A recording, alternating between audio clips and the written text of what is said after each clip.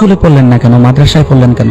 স্কুলের শিক্ষা তো এত বড় শিক্ষা না। আম্মু বলছে যে মাদ্রাসায় পড়ো, মাদ্রাসায় পড়লে একদিন বড় হবা। মূলত কারণ হলো আল্লাহকে খুশি করার জন্য মাদ্রাসায় পড়তেছি। স্বপ্ন কি আছে?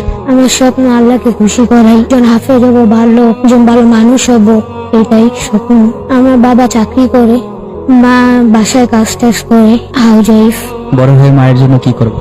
বলছিল আম্মু যে আমি মরার আগে যেন শুনতে পারি যে তুই হাফেজ হবি। আমিও আল্লাহর কাছে দোয়া করে যেন হাফেজ হইতে পারি। পারবা মায়ের স্বপ্নটা পূরণ করতে? মানে আল্লাহ তাআলার কাছে গিয়েছি, এখন আল্লাহ তাআলা ফিরাই দিবে না।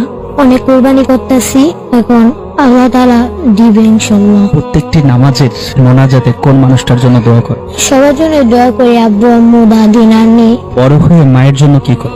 দেখি আল্লাহ তাআলার কাছে গিয়েছি, আল্লাহকে খুশি করার জন্য গেছি।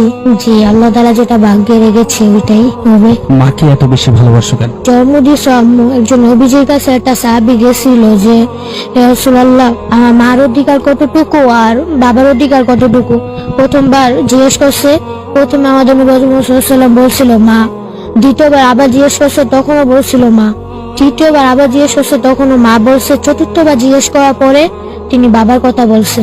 তাহলে মার গুণ 70 আর বাবার 30 গুণ। এগুলো দুজনের সমানভাবে দেখি আমি। মাদ্রাসা থেকে বাসায় আসলে অনেক খুশি হয়, অনেক কিছু রান্না করে খাওয়ায়। আল্লাহ তাআলার উপরে এত কনফিডেন্স কেন তোমার? আমাদের সৃষ্টি করছে আল্লাহ তাআলা, পুরো দুনিয়া সৃষ্টি করছে আল্লাহ তাআলার উপরেই অনেক ভরসা।